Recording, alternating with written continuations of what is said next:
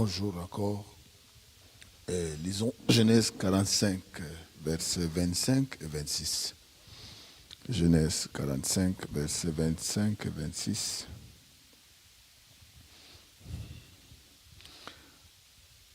Ils remontaient de l'Égypte et ils arrivaient dans le pays de Canaan auprès de Jacob leur père. Ils lui dirent: Joseph vit encore, et même c'est lui qui gouverne tout le pays d'Égypte. Mais le cœur de Jacob resta froid parce qu'il ne les croyait pas.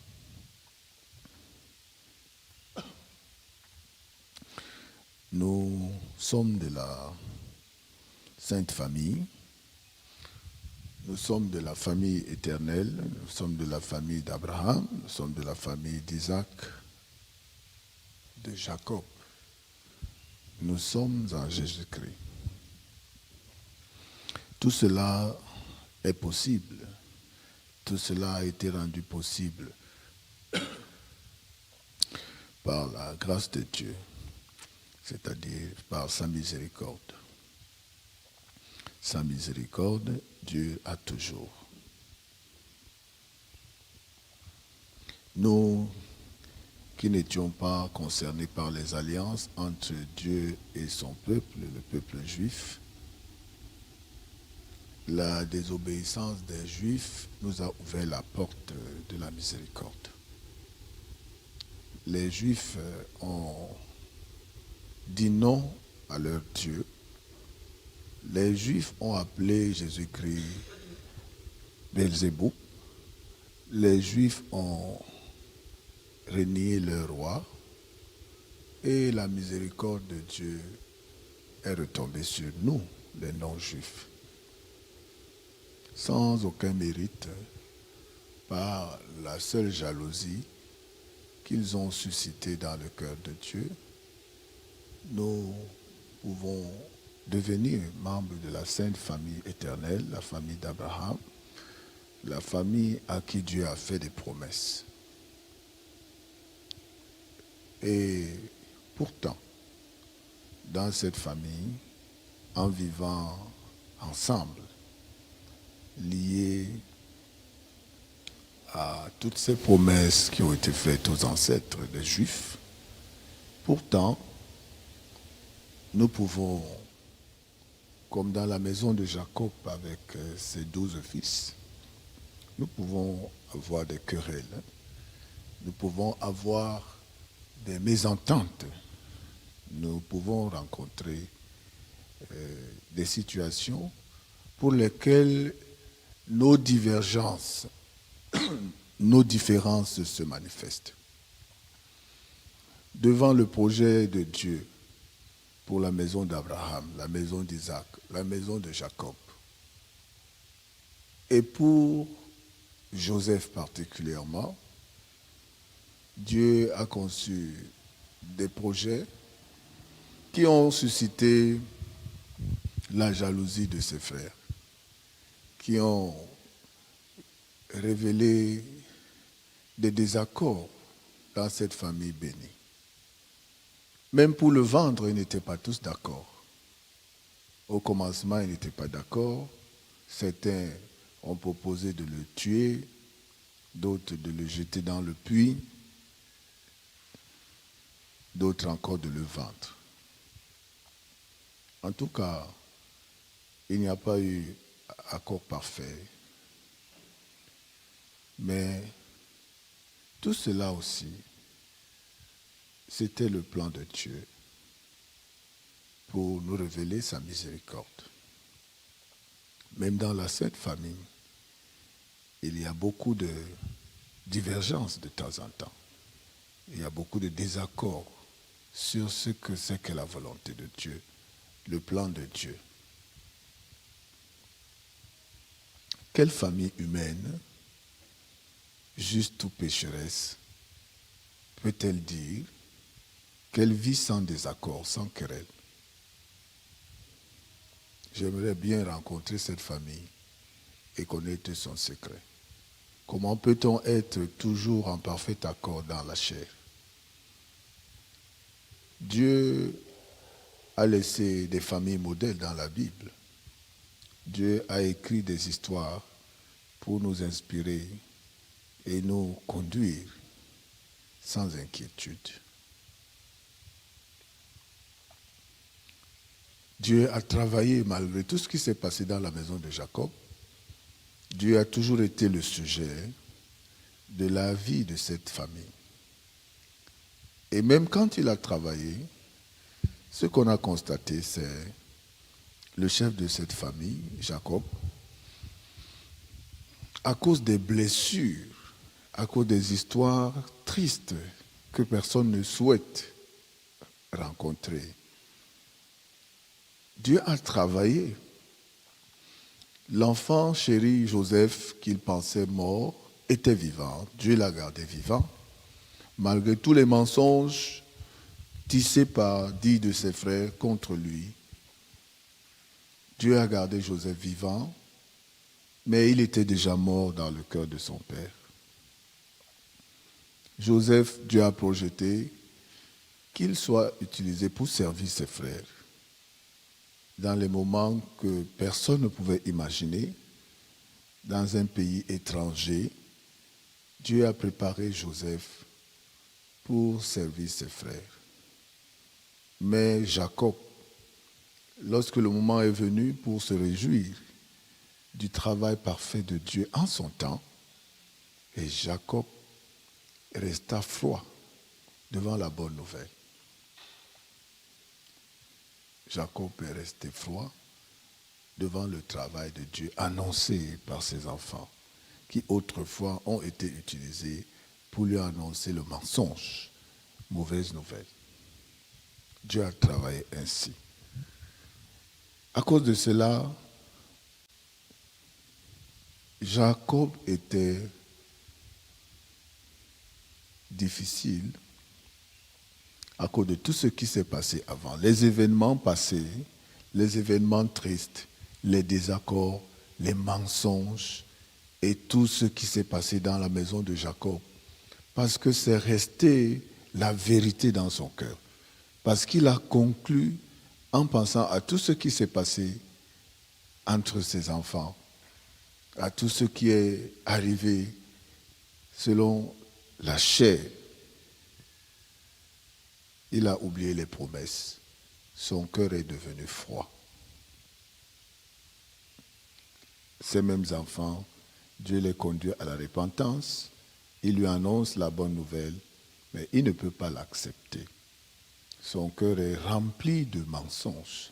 Son cœur est en train de méditer les blessures du passé.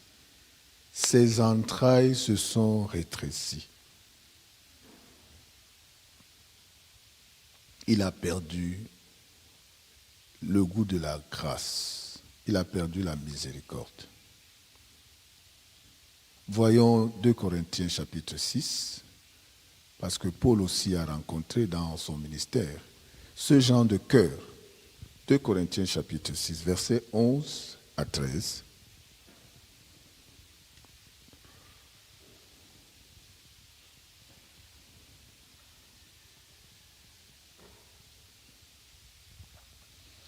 Notre bouche s'est ouverte pour vous, Corinthiens, notre cœur s'est élargi. Oui, comment peut-on prêcher l'évangile sans son cœur à quelqu'un? Comment peut-on annoncer la bonne nouvelle à un autre pécheur comme nous, autrefois? Comment nous, les non-juifs, pouvons-nous porter le message que les juifs, le message de l'évangile que les juifs ont refusé d'annoncer? Comment pouvons-nous célébrer le roi des Juifs qu'ils ont crucifié, qu'ils ont renié? Si Dieu n'a pas ouvert notre cœur, si Dieu ne nous a pas fait miséricorde, comment pouvons-nous annoncer la miséricorde? Paul aussi, Dieu a fait fonder son cœur sur le chemin de Damas. Paul aussi, Dieu a fini son zèle sur le chemin de Damas. Il l'a envoyé à Corinthe et les Grecs pouvaient recevoir le salut. Par la miséricorde que Paul a reçue sur le chemin de Damas, Les Corinthiens, les Grecs ont reçu le salut à travers Paul, qui a reçu la même grâce avant eux. Vous n'êtes point à l'étroit au-dedans de nous, mais vos entrailles se sont rétrécies. Oui, ils ont écouté l'évangile de miséricorde à travers Paul. Mais à un moment donné, à cause de ce qui est arrivé dans l'église de Corinthe, à cause des désordres, à cause de tout ce que la chair a manifesté parmi les justes, les uns envers les autres ont vu leurs entrailles se rétrécir. Leurs cœurs se sont encore, refroidis les uns envers les autres.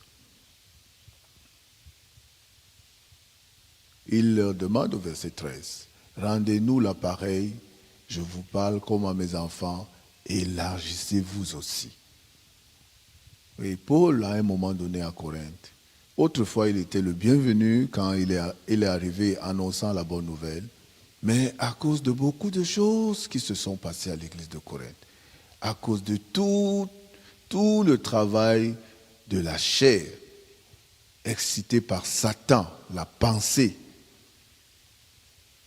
les frères et sœurs de Corinthe, comme les frères et sœurs du Cameroun, ont commencé à se regarder avec méfiance. Ces jours-ci,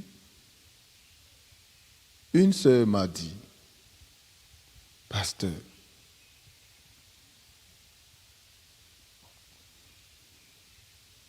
j'ai fait confiance une fois dans l'église à un responsable.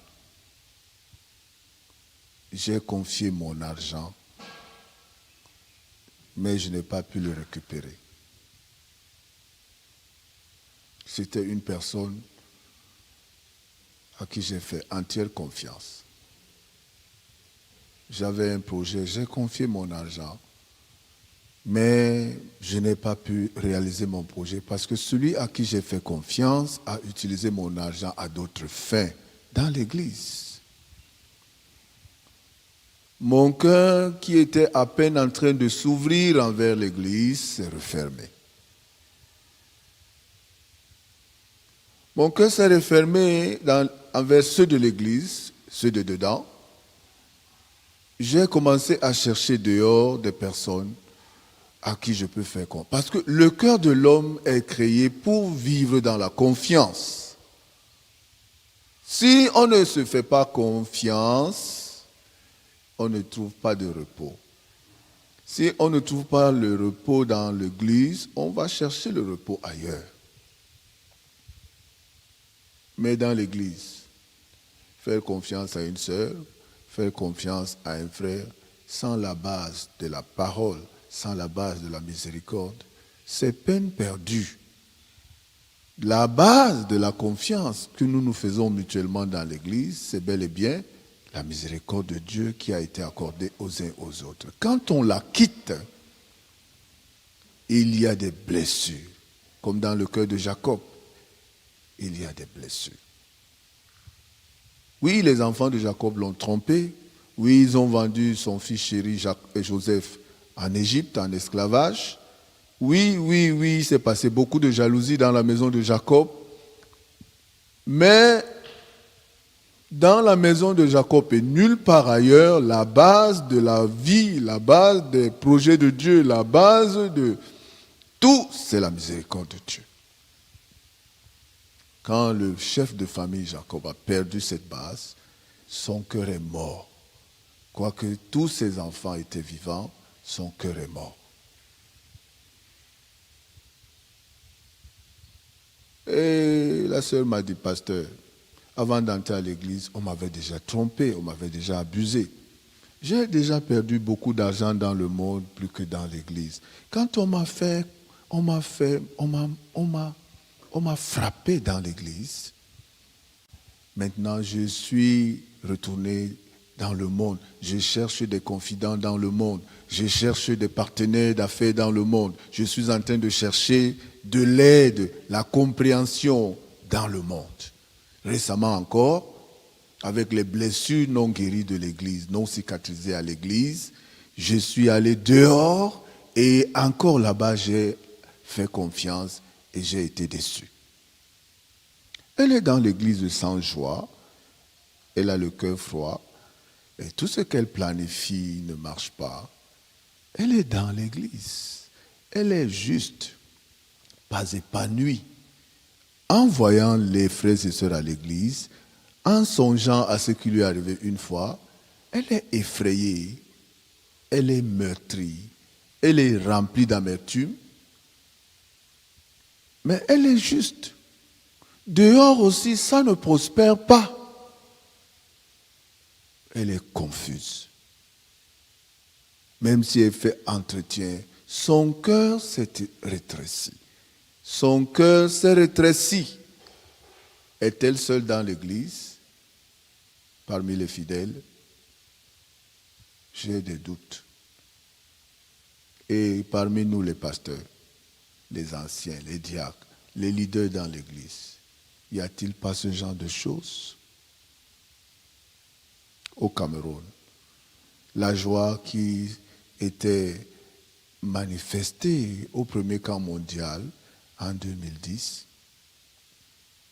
et la joie que nous avons aujourd'hui lorsque nous annonçons le camp, parmi les frères, pas parmi ceux qui ne connaissent pas l'évangile, cette joie n'est pas pareille. L'inscription au camp du bonheur, l'inscription au camp mondial, l'inscription aux événements de l'église, donne-t-elle toujours la même joie que lorsque nous avons commencé la marche ensemble? On est loin de l'affirmer. Pourquoi? Entre frères et sœurs justes, saints, sauvés par la grâce de Dieu, les entrailles de miséricorde se sont rétrécies, à raison selon nos sens, à raison selon nos yeux, selon notre jugement, selon notre sentiment humain, à raison, vraiment tel frère m'a blessé, vraiment tel frère m'a déçu, à raison. Mais comment peut-on aller plus loin sans que Dieu ne puisse élargir à nouveau nos entrailles de miséricorde les uns envers les autres? Comment peut-on aller loin? Quelle magie sera opérée? Heureusement, Dieu est le sujet de notre vie. Comme dans la maison de Jacob, Dieu est le sujet de notre vie ensemble. On va voir Colossiens chapitre 1. Colossiens chapitre 1.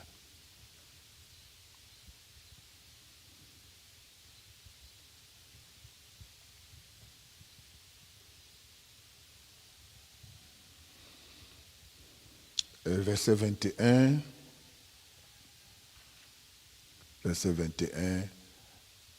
jusqu'à 24. Et vous qui étiez autrefois étrangers et ennemis par vos pensées et par vos mauvaises œuvres, il vous a maintenant réconciliés par sa mort dans le corps de sa chair. Dieu ne nous a pas seulement rendus justes, nous les non-juifs. Dieu ne nous a pas seulement sauvés par le sang d'un juif, par la mort et la résurrection d'un juif rejeté par les siens. Dieu ne nous a pas seulement sauvés, nous les étrangers, à la vie du ciel. Dieu nous a maintenant déjà réconciliés par sa mort dans le corps de sa chair, avec lui-même Dieu, mais aussi les uns avec les autres. Dieu nous a déjà réconciliés. Nous pouvons croire à la parole et vivre, malgré tous les désagréments, les souffrances que nous rencontrons dans l'Église, avec le cœur large, les uns envers les autres, pour vous faire paraître devant lui saint, irrépréhensible et sans reproche. Dieu est le sujet pour nous faire paraître devant lui saint, irrépréhensible et sans reproche. Oui, nous nous reprochons, nous les uns les autres. Nous nous demandons pardon mutuellement, réciproquement, nous nous demandons pardon. Mais ce que nous reprochons aux uns et aux autres, ce que les autres nous reprochent dans l'Église, Dieu est en train de travailler pour que, malgré ce que nous recevons comme reproches les uns des autres, son Fils nous fasse paraître devant lui sans reproche. Si du moins vous demeurez fondés et inébranlables dans la foi, sans vous détourner de l'espérance de l'évangile que vous avez entendu, qui a été prêché à toute créature sous le ciel et dont Paul a été fait ministre. Paul se réjouit maintenant dans ses souffrances pour l'Église. Et ce qui manque aux souffrances de Christ, Paul l'achève en sa chair pour son corps, qui est l'Église. Oui, Paul, il a été conduit ainsi. Lui qui au début a persécuté l'Église, lui qui au début a fait souffrir le Christ, chef de l'Église. Dieu a travaillé pour Paul. Pourquoi pas pour toi et moi? Cette foi est possible. Actuellement, on n'a pas beaucoup le cœur ouvert les uns envers les autres, avec 1000 raisons et 1000 preuves à l'appui. Oui, tel pasteur est comme ça, tel autre est comme ça, telle sœur est comme ça, tel frère est comme ça, tel ancien est comme ça. Oui, on a plein de preuves, mais Dieu est en train de travailler pour que tes preuves et les miennes soient fausses. Dieu travaille pour nous conduire à paraître non seulement saints devant lui, mais irrépréhensibles et sans reproche. Qui peut faire le travail contraire?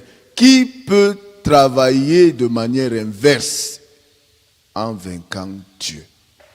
Qui va le faire dans l'église de Dieu? Prouver le contraire de ce que Dieu veut et ce qu'il a déjà fait. Ce n'est que la souffrance que nous sommes en train d'amasser dans nos cœurs, pendant que nous nous regardons avec des préjugés, preuves à l'appui. Ceux-ci sont comme ça, ceux-là sont comme ça dans l'église. Nous sommes en train de travailler pour notre propre souffrance. Or, Dieu nous a réservé seulement d'achever dans notre corps les souffrances de son Fils Jésus-Christ. Oui, il n'y a pas de salut, il n'y a pas de vie spirituelle sans souffrance. Mais les souffrances que nous rencontrons en Jésus-Christ, comme les souffrances que la maison de Jacob a rencontrées, les souffrances que Joseph a rencontrées, c'était pour élargir les entrailles de miséricorde et l'utiliser au service des autres. Ça ne saurait être autrement pour nous. Ça ne saurait être autrement pour nous. On va terminer Philippiens 3, verset 10. Actuellement, peut-être on essaye de se sentir à l'aise avec tout le monde, mais ça ne marche pas. Ce n'est pas grave. Et puis si nous demeurons dans l'évangile, si nous demeurons dans l'église, les personnes aujourd'hui qui, selon notre pensée, nous font souffrir, ces personnes aussi, Dieu va les utiliser pour nous donner la joie. Les personnes que nous voyons pleines de reproches, les personnes que nous reprochons beaucoup, Dieu est en train de travailler. Dieu a déjà travaillé. Le travail de Dieu est parfait. Il se repose. Et aujourd'hui, nous qui sommes froids comme Jacob, parce que nous avons oublié la miséricorde de Dieu. Le travail de Dieu s'appelle la miséricorde. Nous avons oublié, notre cœur a quitté cette base. Nous sommes difficiles en voyant les autres. Il m'a fait telle chose. Il avait tort. Comment puis-je encore le regarder comme avant? Dieu travaille pour mettre fin à ta vérité. Dieu travaille pour établir son travail, sa miséricorde. Philippiens 3, on va lire.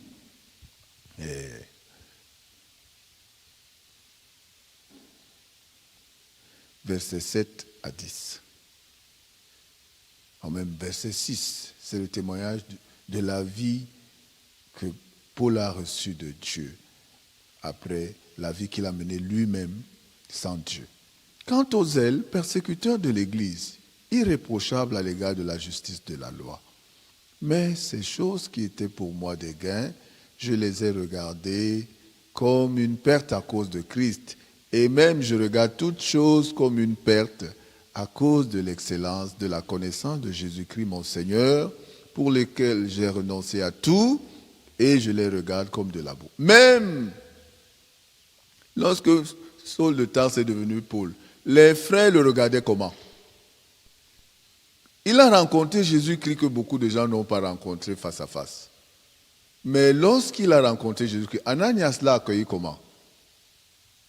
Et les frères dans l'église, ils le regardaient comment au debout? Mais Dieu a changé ça. Le regard des frères, plein de méfiance, parce que vraiment, Paul a tué beaucoup de frères avant de recevoir le salut. Paul a persécuté l'église. Paul a fait souffrir le cœur de Jésus-Christ. Mais le cœur de Jésus-Christ ne s'est jamais refroidi envers Saul de Tarse. Il a aussi travaillé dans le cœur des frères et sœurs de l'époque pour qu'ils ne ferment pas les entrailles à Paul, qui a tué tant de frères dans l'église. Il a tué vraiment. Mais le Christ a travaillé pour le rendre un avec les autres. Pour les réconcilier, le Christ a travaillé parfaitement. Il n'a pas échoué. Aujourd'hui, il a donné son témoignage. J'ai renoncé à tout, même aux ailes, et je les regarde comme de la boue, toutes ces choses que j'ai gagnées par mon zèle afin de gagner Christ. Et d'être trouvé en Christ, non avec ma justice, celle qui vient de la loi, mais avec celle qui s'obtient par la foi en Christ, la justice qui vient de Dieu par la foi. Afin de connaître Christ et la puissance de sa résurrection et la communion de ses souffrances en devenant conforme à lui dans sa mort, pour parvenir, si je puis, à la résurrection d'entre les morts. Oui, il y a des souffrances que nous devons rencontrer parce que nous sommes justes, parce que nous sommes saints, comme Joseph. Nous devons rencontrer ces souffrances, c'est inévitable. Ces souffrances, parfois, c'est injustement. Ce n'est pas toujours parce que nous avons tort que nous souffrons. Parfois, nous avons raison, mais nous devons souffrir l'injustice, l'incompréhension et tout. Mais pourquoi Dieu nous fait souffrir ainsi? Pour élargir nos entrailles de miséricorde les uns envers les autres. En refusant cette souffrance, nous ne souffrons pas moins. En acceptant cette souffrance, nous pouvons donner la miséricorde, comme le Christ qui a souffert pour nous donner la miséricorde. Dieu a travaillé ainsi. Il a réussi. Et il n'y a aucune crainte pour son Église.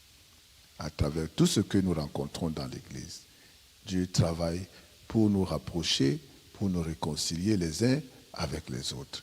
Dieu a toujours gardé le cœur de ses serviteurs large pour l'Église, large pour les fidèles. Dieu, il travaille pour que le serviteur de Dieu, l'instrument de Dieu, ne ferme pas son cœur envers un fidèle, envers quiconque dans l'Église. C'est Dieu qui travaille ainsi. C'est pourquoi Jacob aussi a finalement ouvert son cœur pour croire ce que ses enfants menteurs ont annoncé. Et il est entré en Égypte. Il s'est réjoui finalement de retrouver Joseph vivant. Et il s'est réjoui de tout ce que Dieu a préparé pour lui, selon le projet qu'il a formé pour Joseph, pour la maison de Jacob, pour la famille d'Abraham et d'Isaac. Nous allons aussi vivre ces choses avant de quitter ce monde de méfiance, ce monde où la chair lutte pour renverser, si c'était possible, l'esprit de l'évangile qui est entré en nous. C'est impossible, heureusement. Nous allons prier. Éternel Dieu, merci. Ce matin encore, nous avons trouvé grâce à tes yeux. Nous sommes encore réveillés dans l'église. Nous avons beaucoup de souvenirs tristes, mais tu as déjà travaillé pour changer notre tristesse, comme dans la maison de Jacob, en joie qui peut envahir tout un pays étranger. Seigneur, tu as déjà travaillé ainsi pour nous qui sommes de l'église. Si nous demeurons dans l'évangile, par cet évangile, tu élargiras à travers les souffrances que nous rencontrerons, nos entrailles de miséricorde les uns envers les autres.